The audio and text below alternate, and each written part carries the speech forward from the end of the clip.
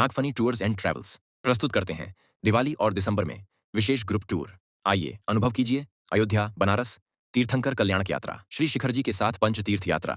इसके अलावा केरल की हरियाली, नॉर्थ ईस्ट की अद्भुत वादियां और इंटरनेशनल टूर में न्यूजीलैंड, वियतनाम और दुबई का शानदार अनुभव। हर यात्रा में शुद्ध शाकाहारी जैन भोजन।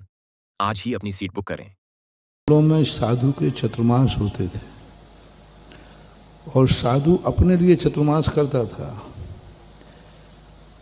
इसलिए मंगल कलश की जरूरत ही नहीं। अब चतुर्मास जो है साधु करता है, लेकिन चतुर्मास में तुम्हारी बहुत अपेक्षाएं होती हैं। हमारे से ज्यादा अपेक्षाएं तुम्हारी हो गई। हमारा चतुर्मास कैसा हो क्या हो इसमें हम ज्यादा लोग विचार नहीं करते, ठीक है, लेकिन चातुर्मास से आप लोगों की कितनी अपेक्षाएं होती हैं? बहुत अपेक्षाएं। महाराज जी आ जाएं तो ये हो जाएगा, वो हो जाएगा, अग्रवाल कॉलोनी का मंदिर बन जाएगा। अब महाराज, अब वो मुझे मालूम है कि वो महाराज को क्यों चाह रहे हैं। तुम इसलिए नहीं चाहते हो चतुर्मास कि हमारे यहां महाराज आपका चतुर्मास बहुत अच्छी तरह हो जाएगा। तुम ये चाहते हो कि हमारा आपका चतुर्मास हो जाए तो हमारे सारे काम हो जाए। देखो जो है सो है ही, वो तो यदि तुम हमारा चतुर्मास अच्छा चाहोगे तो तुम तो यही कहोगे महाराज किसी तीर्थ क्षेत्र पर चतुर्मास करो, वहां आपका चतुर्मास अच्छा होगा। लेकिन आप लोगों का भाव क्या होता है? यदि यहां चतुर्मास हो गया तो क्षेत्र का बढ़िया। हाँ, अब कल से दिव्योदय तीर्थ वाले भी चातुर्मास की उम्मीदें लगा बैठे रहे। अब कह रहे हैं अरे महाराज जी यहां चतुर्मास हो जाए तो मैंने कही तो ये नहीं कहा महाराज जी यहाँ देखो कितना अच्छा वातावरण है, आपकी साधना होगी, आपकी तपस्या होगी, सब होगा। नहीं, ये तो कहने का सवाल ही नहीं है, ये तो सोचने का सवाल ही नहीं। आपका चतुर्मास हो गया तो हमारे तीन क्षेत्र का विकास हो जाएगा। अब है तो है ही, जो है तो है ही। 99% लोग साधु को अपने निकट चाहते हैं, अपने संस्कारों के लिए। हमारी समाज में सुधार हो जाए, हमारी समाज अच्छी बन जाए, हमारा मंदिर, घर की गृहस्थी की बात नहीं कर रहा हूं, करोगे तुम धर्म का ही, हमारा मंदिर बन जाए, हमारी समाज में अच्छे संस्कार आ जाए, यही भाव तुम लोग आता है।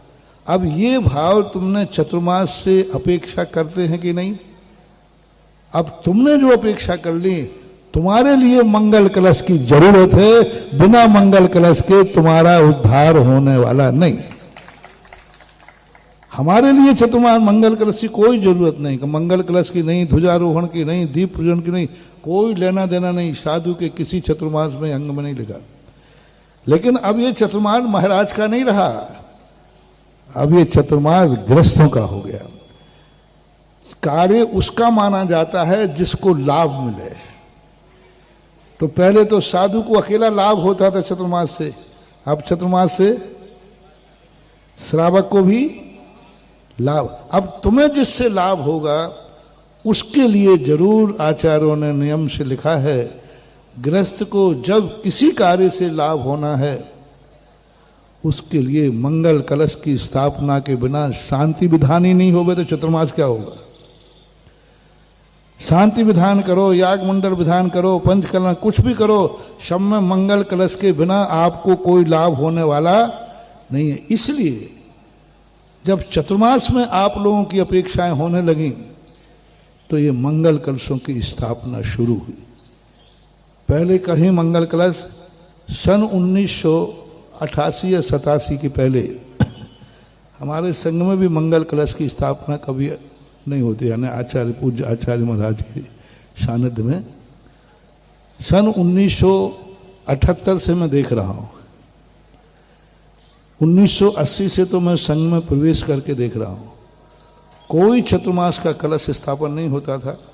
आचार्य सीधी भक्तियां पढ़ते थे और बस चतुर्मास स्थापित हो जाता।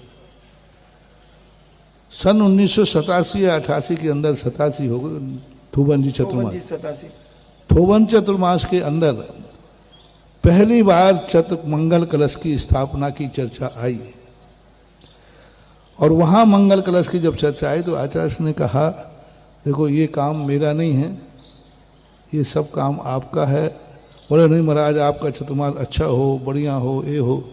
तो उस समय मंगल कलश की स्थापना की, एक पीतल का मंगल कलश आया था। मंगल कलश का था, गुंडी थी, गुंडी बुंदेलखंड में क्या थी वो गुंडी थी सीधी, पीतल की थी, उसके ऊपर एक कलश रख करके और उसकी स्थापना की गई थी। अब उसके बाद से मंगल कलशों की ऐसी होड़ लगी, ऐसी होड़ लगी, अब एक एक कलश नहीं, अब तो कितनी कलश बैठ जाएं ये कोई गिनती ही नहीं। भक्ति कलश देखो तो 1000 500 कलश बैठ जाते, और वो लाभ सब ग्रस्तों का है। इसलिए आप लोगों की अपेक्षा से देखा जाए तो मंगल कलश जरूरी है, ध्वजारोहण जरूरी है, अखंड दीप जरूरी है, क्योंकि आपकी अब साधुओं के चतुर्मास से आप लोगों को बहुत लाभ होता है। सबसे बड़ा लाभ होता है कि वहाँ की समाज संस्कारित होती। दूसरा लाभ होता है हर घर में साधु के कदम पड़ जाते हैं।